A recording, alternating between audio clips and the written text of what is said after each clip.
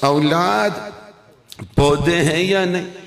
جب پودے میں دیمک ہے، پودے میں کیڑا لگ گیا، پودا سوکھ رہا ہے، تو سارا قصور پودے کا ہے؟ کچھ تو فرمائیے۔ مالی کا، مالی نے توجہ نہیں دی، باڑ نہیں لگائی، مالی نے کھاد نہیں ڈالی، اس نے پانی نہیں دیا۔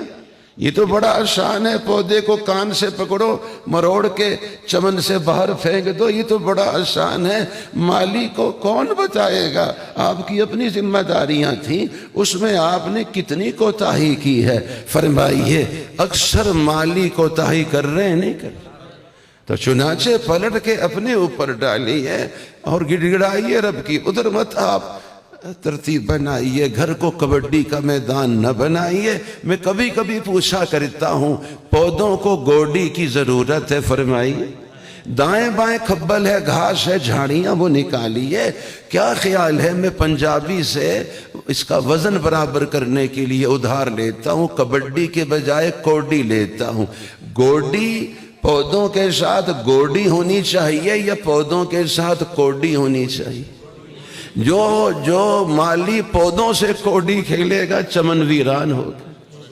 پودے کو تو ذرا آنچ نہ آئے۔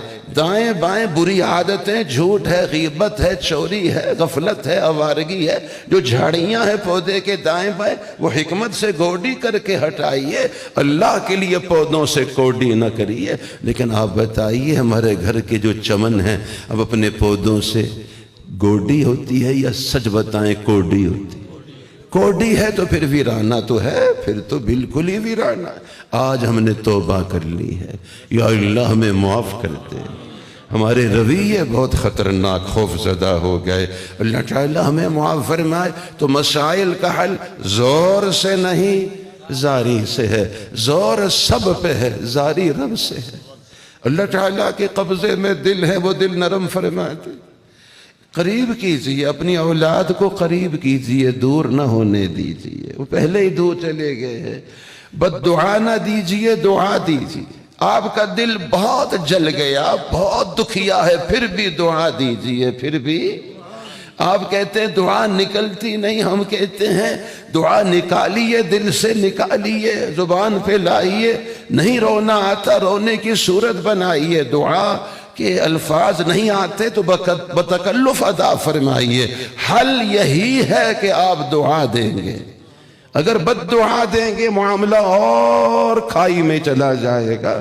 بیٹا جو چلا گیا، آوارہ ہو گیا ہے، پڑھائی چھوڑ بیٹھا ہے، بتائیے غفلت میں ہے، فرمائیے وہ گر گیا ہے، فرمائیے گرا ہے تو گرے ہوئے کو اٹھانا چاہیے یا اور دھکا دے کے گرانا چاہیے؟ اٹھانا ہے دعا اور گرانا ہے بد دعا۔ آپ نے ایک اور بد دعا دے دی، چلتے چلتے ایک اور فکرہ کس دیا، وہ اور نیچے گرے گا۔ فرمائیے صدمہ پھر اپنے آپ کو ہوگا۔ اولاد بگڑی ہوئی، اولاد بے ادب گستاخ اولاد، نافرمان اولاد، ٹوٹا ہوا بازو ہے۔ ٹوٹا ہوا بازو کہاں جاتا ہے؟ واپس اپنے گلے میں خود ہی اٹھانا پڑتا ہے۔ اللہ کے لیے ایسا نہ کیجیے۔ اپنی غفلت سے ہم سب توبہ کر لیں، یا اللہ ہمیں معاف فرما۔ آج کے مبارک اجتماع میں اتنا بڑا اجتماع، اتنے بابرکت اجتماع، ایسے لہلہاتی کھیتوں میں اجتماع، سرسبز و شاداب فضاؤں میں اجتماع، اور بارش ہو تو دعا قبول ہوتی ہے۔ قبولیت کے مواقع ہیں۔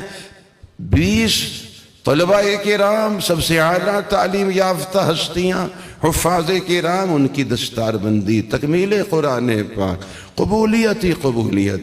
آج ہم اپنے جرم کا اقرار کرتے ہیں، اعتراف جرم کرتے ہیں، اقبال جرم کرتے ہیں کہ ہم سے غلطی ہوئی، یا اللہ معاف فرماتے۔ اب اپنی اولاد کو اب دور نہیں کریں گے، دور ہیں تو ان کو قریب کریں گے، مٹھاس اپنے اندر لائیں گے، کڑواہٹ سے اپنے کو بچائیں گے، اور ان کو اپنائیں گے، ان کو انشاءاللہ ان کو اپنائیں گے، دعاؤں کے ذریعے بھی اور دواؤں کے ذریعے بھی۔ چنانچہ چاہیے والدین کو ہمیشہ دعا ہی دیتے رہیں، تہجد میں اٹھ کے مانگیں، ہر فرض نماز کے بعد مانگیں، ہر بیٹے بیٹی کا الگ الگ نام لے کے مانگیں۔